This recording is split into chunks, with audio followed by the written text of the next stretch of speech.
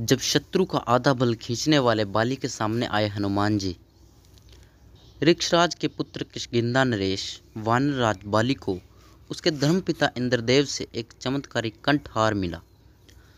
उस सुनहरे हार के बारे में पुराणों में उल्लेख है कि वह हार स्वयं ब्रह्मदेव ने मंत्रों से सिद्ध करके इंद्रदेव को दिया था, जिसे पहनकर कोई भी रणभूमि में उतरता तो उसके सामने आने वाले किसी भी प्रतिद्वंदी की आधी शक्ति क्षीण होकर हार पहने हुए सजीव में समा जाती। बाली पहले से ही बलवान था। पिता इंद्रदेव द्वारा दिए गए हार से बाली और अधिक बलवान और अजय हो गया था।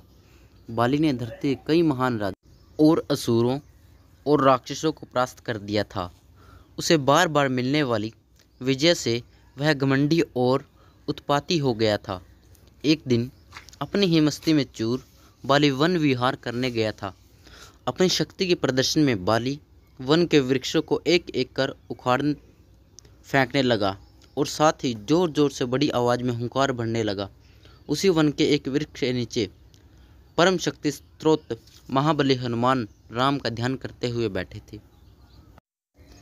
बाली के हुंकार भरने से और वृक्षों को उखाड़ फेंकने से बजरंगबली के राम ध्यान में विघ्न उत्पन्न हुआ और हनुमान जी अपना आसन तोड़कर उठे और बाली को समझाया, हे वानरराज बाली, आपका बल और शौर्य पूरा संसार जानता है, तो कृपया इस वन की शांति भंग न करें और मेरे प्रभु श्री राम के ध्यान में बाधा न डालें।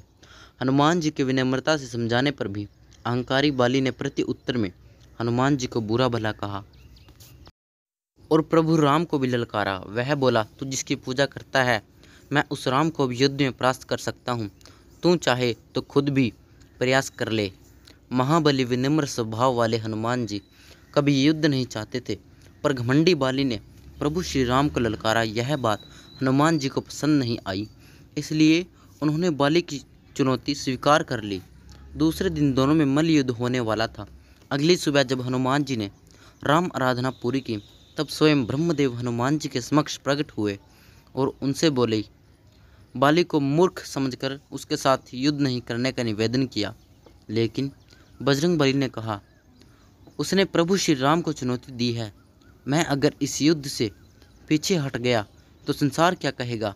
ब्रह्मदेव हनुमान जी का स्वभाव भली भांति जानते थे। फिर उन्होंने कहा, हे अंजनी पुत्र, इस युद्ध के लिए आप जरूर जाएं, पर आप अपनी अपार शक्ति का सिर्फ 10वां हिस्सा लेकर जाएं। हनुमान जी ने परमपिता का मान रखने के लिए अपनी अपार शक्तियां उनके पास रखी और उसमें से सिर्फ 10वां हिस्सा धारण किया और युद्ध के लिए चले गए। दूसरी तरफ अहंकारी बाली भी युद्ध की पूर्व तैयारी करके रणभूमि में युद्ध करने के लिए खड़ा था।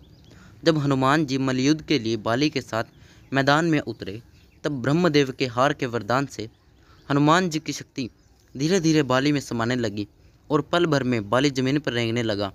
उसे महसूस होने लगा कि उसके शरीर की नसें फटने वाली हैं। शरीर में ऐसा कोई बल समा रहा है जिसे वह धारण करने के लायक नहीं है। फिर उसकी नज़र हनुमान जी पर पड़ी। वह टस से मस नहीं हुए थे। वह किसी पर्वत के समान अचल खड़े थे। बाली ने कांपने वाले हाथों से गले में से हार निकाल दिया और हनुमान जी के चरणों में गिरकर क्षमा की याचना की। अपने द्वारा किए गए प्रभु राम के अपमान के लिए वह लज्जित था। फिर विनम्र हनुमान जी ने भी बाली को माफ़ कर दिया और वहाँ से अंतर्ध्यान हो गए।